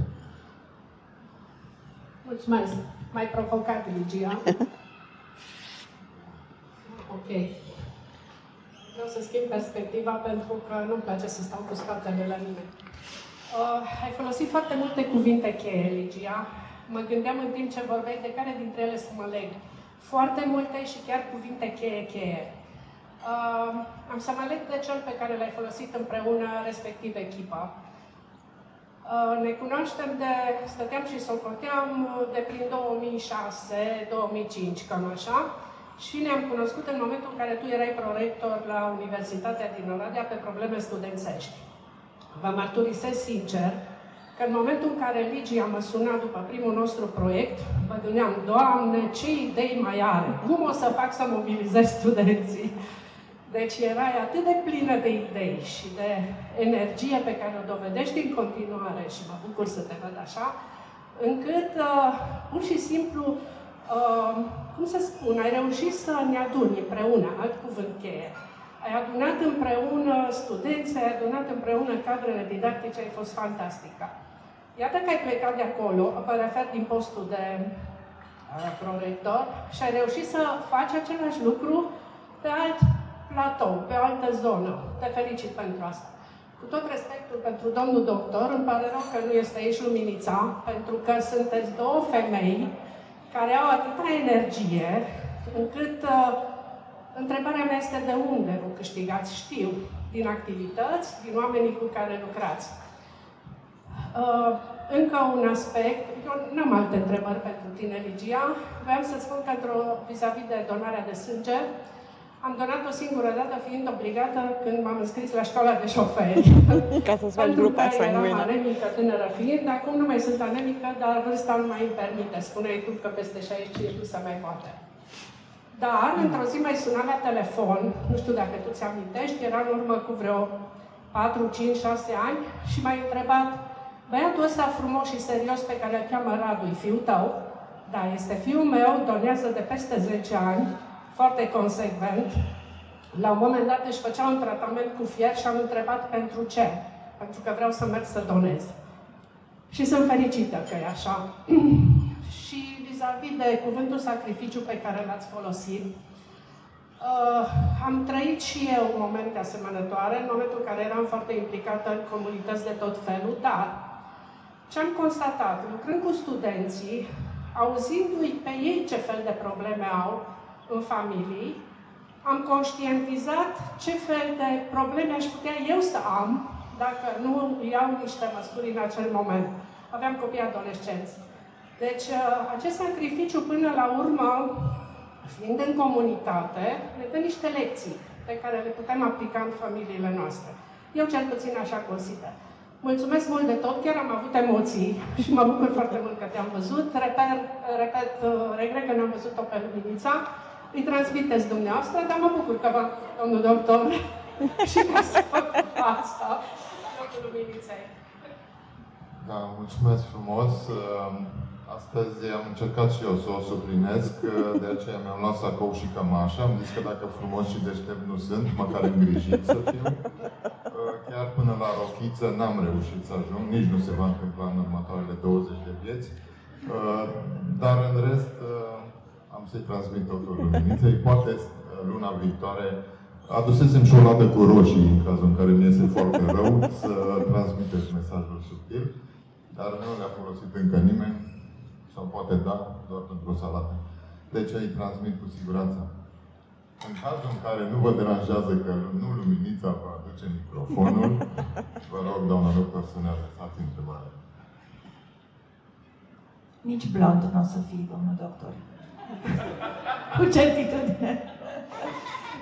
Bună dimineața! Sunt foarte fericită că am reușit să ajung să o văd pe Ligia, pentru că Ligia este omul pe care le admir. Admirația și respectul față de ea sunt infinite. Nu vă puteți imagina ce înseamnă sângele, ce înseamnă trombocitul, ce înseamnă plasma și tot ceea ce se obține din donarea de sânge pentru un pacient critic. Lucrez în terapie intensivă și ieri am avut 3 politraume. O polițistă, un tânăr de 31 de ani și un cetățean maghiar de 50 de ani. Toți 3 au avut nevoie, rapid, de transfuzie de sânge. 2 dintre ei au avut nevoie de intervenție chirurgicală pentru că erau în stare de șoc, pentru că erau cu hemoragie, pentru că era nevoie de echipă medicală pentru a-i putea menține pe linia de plutire. Am primit suport necondiționat. V-a spus doamna doctor, doamna conferențiar, de cele 14-18 unități de trombocite care au fost incredibil de bine primite pentru a salva viața unui pacient de 87 de ani, pentru care toată echipa a făcut maxim posibil. Am trăit cu emoție mărturisirea domnului doctor Vlad Silviu. Am și eu 2 copii. Niciunul n-a dorit să facă medicină, pentru că mi-au spus că ei nu pot suporta situația în care mama nu e acasă. Asta e, am trecut, a fost foarte, foarte greu. Sunt fericită și sunt mândră și o felicit pe Ligia și pe Ovidiu că au în familie 2 copii extraordinari care fac medicină. Întrebarea punctuală pentru doamna conferențiar este: care sunt, dacă ne poți descrie perioadele acelea în care nu sunt donori? Pentru că, de exemplu, luna august, pentru mine a fost un dezastru. 3 familii au refuzat donarea de organe și țesuturi. 3 familii care aveau donori eligibili tânăr de 18 ani, tânăr de 40 de ani, tânăr de 37 de ani și au refuzat cu subiect și predicat să doneze organe. Întrebarea mea punctuală pentru Ligia este: ce faci atunci când simți că stocurile de sânge, de trombocite, de plasma sunt foarte joase, deci nu sunt donori? Ce faci? Mulțumesc mult și încă o dată felicitări pentru toată activitatea ta și mult succes și energie în continuare. Mulțumesc! Mă duc puțin în spate la subtila întrebare a Olimpiei.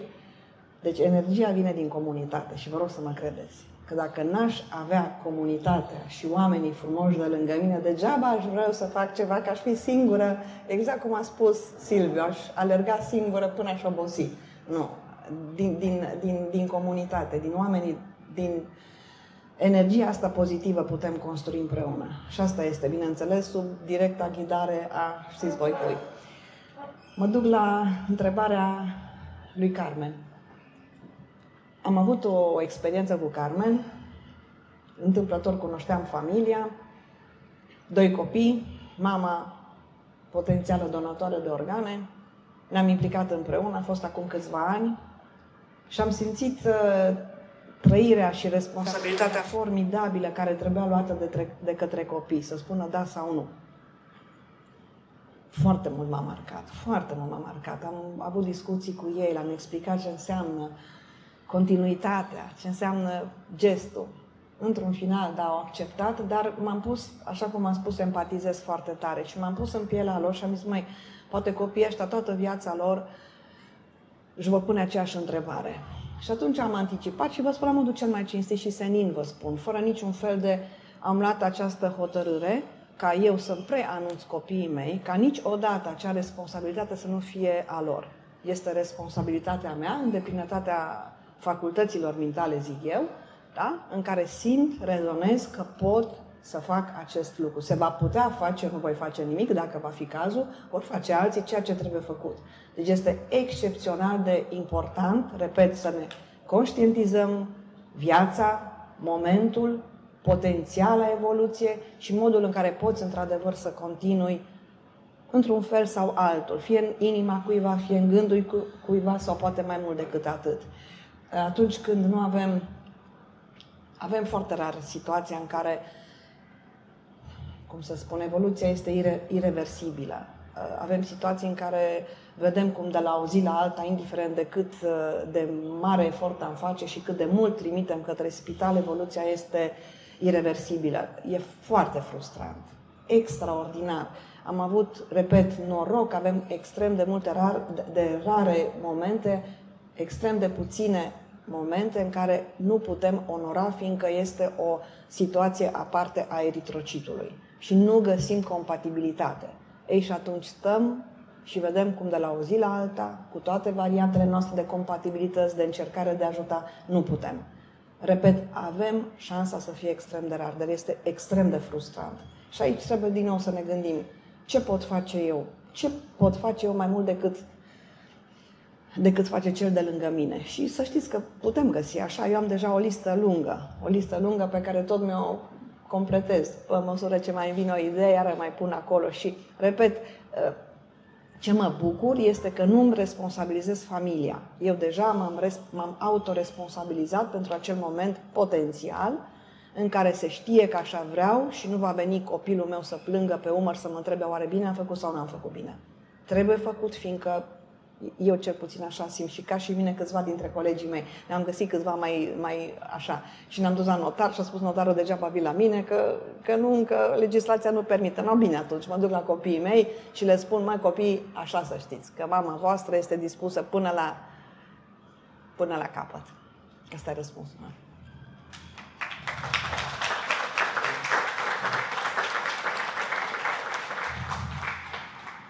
Doar ca să aduc o validare în plus, doamna doctor Pantiș, cea care a adresat această întrebare, este șefa secției de terapie intensivă de la Spitalul Județean, care este o secție extraordinar de grea, dacă nu cea mai grea din spital. Și pentru că deservește un spital de o asemenea învergură, dar și pentru că deservește toate celelalte instituții care au nevoie, indiferent că sunt de stat sau privat. Totodată este și coordonatoarea programului de transplant Și de aceea întrebarea era absolut justificată, pentru că aceste provocări le resimte direct. Nu este doar o opinie, este o trăire. Păstrăm registrul educațional, doar că nu rămânem în zona medicală. Mă bucur să văd că domnul director al liceului Don Orion este printre noi și vreau să adreseze o întrebare. Mă bucur foarte mult să vă văd și sperăm că va fi preludiul unei noi aventuri această zi. Vă mulțumesc frumos, sărătuna Ligia, sărătuna doamnelor, salut domnilor. Domnul doctor, eu mă bucur mult că sunteți aici, sincer, și vă și spun de ce. La ultima intervenție, nu știu cum să mă poziționez, nu stau cu spatele, nu știu cum să mă poziționez. La ultima intervenție a domnului doctor la liceul Don Orione, un pic în urmă, 6 elevi merg spre medicină. 2 au mers, 4 urmează. Deci, vedeți că începe să aveți concurență. Mulțumim frumos, domnule doctor. Ligia, să vorbești despre Ligia, când e de față. Vreau să vă spun doar un lucru și mărturisesc Ligia. În mai 2011, în februarie, am venit eu director la liceul Don Orione și în mai am avut o discuție, o întâlnire, iar ce se întâmplă acum la liceul Don Orione ți se datorează. Și întrebarea mea pentru tine, Ligia, este simplă. Dacă doamna profesor mai devreme a spus de unde ai energie, eu te întreb de unde ai energie să transmiți energie. Pentru că mie în 2011 mai mi-ai transmis energia să fac ceea ce se întâmplă acum la liceul Don Orione. Mulțumesc, te îmbrățișăm și putere să ai. Aici m-ai lovit. Mulțumesc frumos, m-ai impresionat. Eu, nu știu, eu transmit, adică ăsta e modul meu și, repet, fiecare dintre noi suntem modele. Dacă noi ne subdimensionăm și nu ne vedem că de fapt suntem modele, greșim. Și împreună, model bun, lângă model bun, lângă model bun, iată cum transmitem și energia. Eu cu Don Orione, eu cu Padre Luigi, acum 30 de ani, 35 de ani, mi-a schimbat viața exact așa cum am dat și mărturie la momentul în care va fi sărbătoarea respectivă. Eu copiez de la fiecare din jurul meu ceea ce îmi place și ceea ce gândesc eu că e pozitiv. Și atunci, pe lângă ce mai am eu personal, mai adaug o inspirație pozitivă și iese ce iese. Dar eu zic că fiecare dintre noi suntem potențial. Numai probabil că, nu știu, aseară am dansat păring. Acum, dacă mă duc să dansez până la ora 2, 4, 5 ore după 2 fracturi, dacă vrei, poți. Dacă rezonezi cu momentul, poți. Abia aștept să mă urc înapoi pe ghete. Da, trebuie să respect niște proceduri, sigur. Mă duc înapoi pe ghete. La 64 de ani, în momentul în care apar într-o curte a lui Isu, cum am fost ieri, m-am întâlnit cu Camelia, cu purtătoarea de cuvânt, și eram în pantalon 3 sferturi de blugi. Și mie mi se pare normal, adică nu mă uit neapărat nici la poziția socială, nu, suntem oameni, suntem obișnuiți, suntem comuni, dar comunul ăla poți să-l personalizezi un picuț. Și ea era drăguță, frumoasă, cum e de obicei, în costumul ei de instituție și eu eram în pantalonii mei 3 sferturi ca să organizăm parte din evenimentul de săptămâna viitoare. Deci iată cum, eu zic că asta e, nu trebuie să ne blocăm în niște modele, niște restricții, ci să ne căutăm nu numai pe noi înșine, ci și să ne regăsim în cei din jurul nostru. Mi-aduc aminte cum cu Olimpia ultima dată am făcut un ceai turcesc. Am fost într-un pelerinaj în Turcia și când am venit înapoi am adus ceai și ne-am strâns câteva doamne și am râs de nu-i adevărat și ne-am simțit extraordinar. Într-altă zi cu altă grupă 1, îi zic eu, coasem împreună, facem din asta de Crăciun, găsești oamenii din jurul tău. Dansăm la mine acasă, sărim pe ghete la mine acasă, nicio problemă. Am oamenii mei pe care oricând, momentul în care vreau să fac ceva frumos, reușesc și îmi răspund necondiționat. Exact cum am spus, săptămâna viitoare, și vă invit cu drag să ieșiți, să vedeți câte instituții sunt afară, care vor să iasă în fața voastră, a noastră, a tuturor. Să arate că există, să arate cât îți de frumoși, cât îți de încântați că pot fi parte din această, fiecare suntem parte din comunitatea asta. Eu iubesc comunitatea asta. Sincer, eu când mă duc la întâlnirile cu colegii mei din țară, spun, ce se întâmplă în Oradea nu e real, nu poate fi românesc.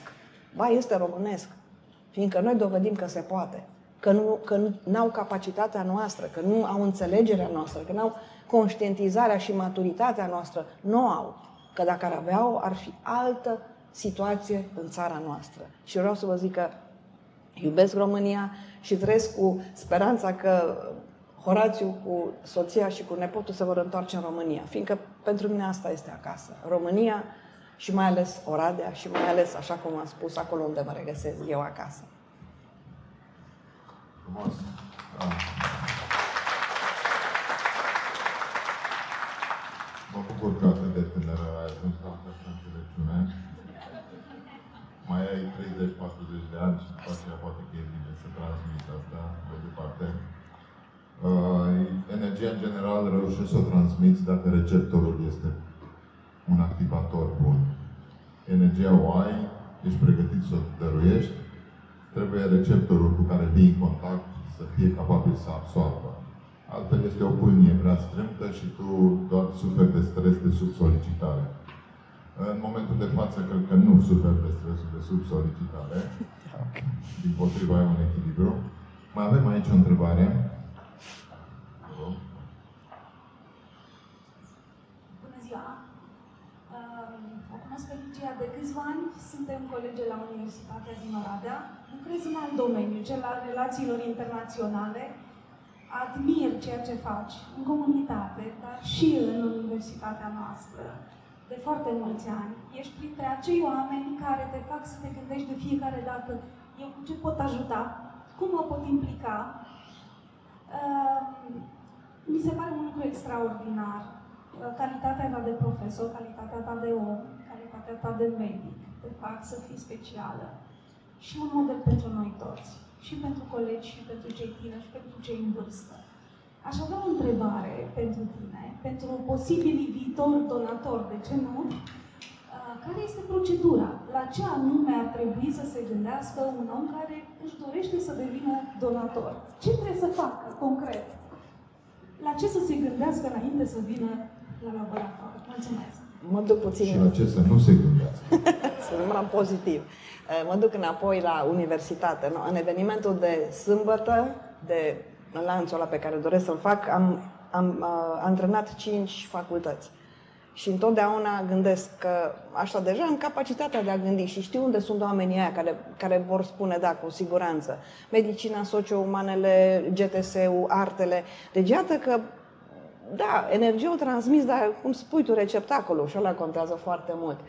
Ce trebuie să știe un donator de sânge? Să intre pe un site care se numește proviațaoradea.ro și acolo sunt toate criteriile. Acum, după ce le citești și te identifici tu, mai câte kilograme am, ce vârstă am, oare cum arăt eu, sunt normo așa, cu greutate așa, sunt supradimensionat, subdimensionat. E alt model de a te autocunoaște. Și sigur că după ce traversez toate criteriile alea de eligibilitate, le zicem noi, urmează partea din centrul de transfuzie, care continuă acea procedură de selecție și bineînțeles că reușim ca doar individul sănătos care nu are contraindicații să doneze sânge. De aceea, actul donării este cotat ca și un act sigur, un act în care, bineînțeles, donatorul de sânge, exact ca și colectivul de la centrul de transfuzie, se angajează la un comportament politicos, decent, civilizat.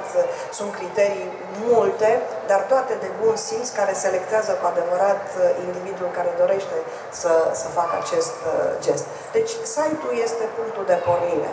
După care, bineînțeles, că se mai pot organiza, deci putem face campanii organizate, dar de acolo, de la informarea primară, în care fiecare trebuie să știe ce înseamnă și la ce responsabilități, fiindcă și donatorul, după cum și colectivul Centrul de Transfuzie, are niște responsabilități pe care trebuie să și le îndeplinească. proviațaoradea.ro. Mulțumim. Dacă mai sunt alte întrebări, timpul nu prea mai este, dar mai putem lua o întrebare. Dacă nu mai sunt, mă voi folosi de timp. Mă voi folosi de timp pentru că vreau să fac câteva precizări care de fapt ascund un fel de anunț al colaborării noastre cu Centrul de Transfuzii și cu Ligia. Mai exact, dacă voi spune ceva greșit, te rog să mă corectezi. Mai exact, datorită modestiei Ligiei, nu am menționat câteva elemente care sunt foarte pozitive în centrul de transfuzii. Și acum mă refer la faptul că au fost 5 centre, nu? În toată țara, care au primit acel autobuz pentru campaniile de recoltare. Sunt 5 autobuze în țară care sunt folosite de către centrele de transfuzie pentru a merge către donatori. Și sunt absolut dotate conform standardelor europene din punct de vedere medical și se fac aceste campanii. Noi, prin asociația Help and Care, avem un program prin care vrem să inițiem de luna viitoare un screening al cancerului mamar. Se numește Depistează și Salvează programul respectiv și prin acest program ne deplasăm noi la locul de muncă al femeilor, pentru că suntem conștienți că este o pătură destul de groasă a femeilor care, din cauza, nu datorită, din cauza stresului pe care îl au, a locului de muncă, a problemelor familiale, poate uneori chiar și deficitul educațional, nu reușesc să facă aceste monitorizări și ne-am hotărât, am mai avut o tentativă în care am vrut să aducem la noi, în mediul medical. Din păcate n-am putut să mobilizăm și am zis că o să venim invers, o să abordăm invers. Problema o să mergem noi.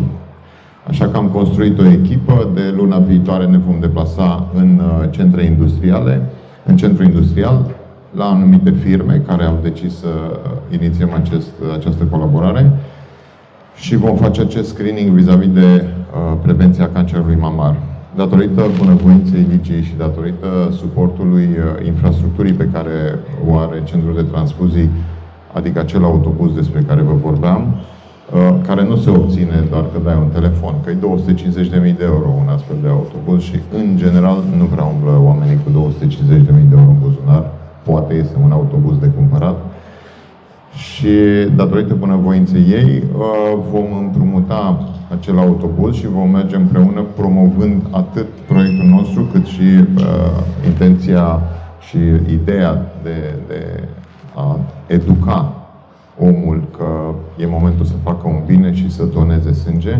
Practic este un proiect comun și acolo unde instituțiile, fabricile care nu ne pot pune la dispoziție un mediu medical corespunzător, din fericire pot să spun că Ligia a fost de acord să ne sprijine și să ne amplificăm reciproc aceste eforturi.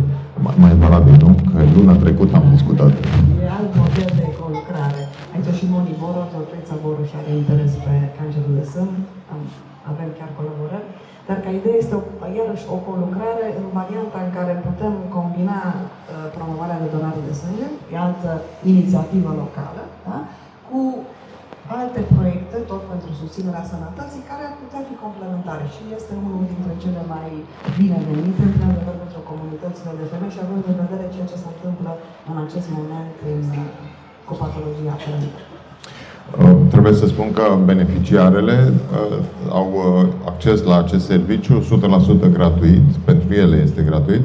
Sigur că pentru noi este un consum, tocmai spuneam despre ce e vorba, și sunt și alte cheltuieli. Este o echipă medicală, niște consumabile care trebuie suportate. Sunt suportate de asociația noastră, de Help and Care. Și să punem efortul, energia de unde o luăm. O luăm din comunitate, pentru că vedem un feedback. Banii pe care îi vom cheltui în aceste proiecte sunt donați de către membrii acestei comunități. Unii cu mai mare dare de mână, alții cu mai mică, dar toți banii pe care îi avem sunt bani în ONG, mă refer. Sunt bani pe care îi strângem de la oameni. Sunt bani și care se materializează în proiecte de calitate, deja de câțiva ani buni. Repet, puteți da followers sau ce se dă în ziua de azi, ca să vedeți ce facem și de când facem. Și, din păcate, vedeți o fărâmă din ceea ce se întâmplă. Vedeți două, să zicem, un vârf și mai puțin de un vârf, care reprezintă niște echipe. Așa cum în echipa de centrului de transfuzie sunt oameni extraordinari care duc mai departe astfel de proiecte și în echipa Help and Care. Îi mulțumesc public Iuliei, îi mulțumesc Cameliei, îi mulțumesc Nicolei. Avem o nouă membră pe Tabita, care de curând a apărut. Ca în viață, un ochi râde, unul plânge. A apărut Tabita și ochiul râde. Nicola, din fericire, se mărită. Ați simțit? Fericirea ați simțit-o? Noi nu, că pleacă din echipa noastră și lucrul ăsta ne doare destul de tare. Dar vreau să spun că, deși există acest turnover în echipe, proiectele rămân, oamenii merg mai departe și rezultatele nu întârzie să apară, pentru că păstrăm sisteme de valori superpozabile și care au la bază calitatea. Vreau să vă mulțumesc tuturor că v-ați făcut timp să veniți. Știu că pentru cafea veniți. Îmi pare rău încă o dată că Luminița, o să aduc un poster mare cu ea dacă se mai întâmplă, să stea măcar aici, să fie lângă noi. Și fără discuție, mulțumesc deja invitațiilor. Mi-ai făcut semn să nu-ți mulțumesc? Da, mulțumesc clar Ligiei că și-a făcut timp și că a reușit să, sper eu, să inoculeze acel virus al binelui și al vieții, cum spunea. Mulțumesc lui Cristi că reușește să dea o interpretare vorbelor noastre către oameni care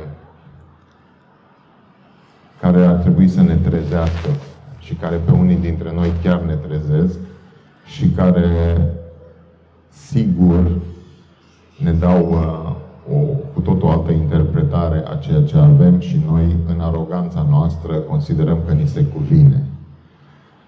Ei, datorită lor, reușim să înțelegem pentru scurt sau lung timp că valorile pe care le avem nu sunt ale noastre, noi doar le exploatăm. Așa că mulțumesc frumos pentru prezență și sper să-ți găsești timp să ne mai fii alături. Și încă o dată vă felicit pentru activitatea asta, pentru inteligența emoțională de care dați dovadă ca să veniți într-un astfel de concept. Mulțumim!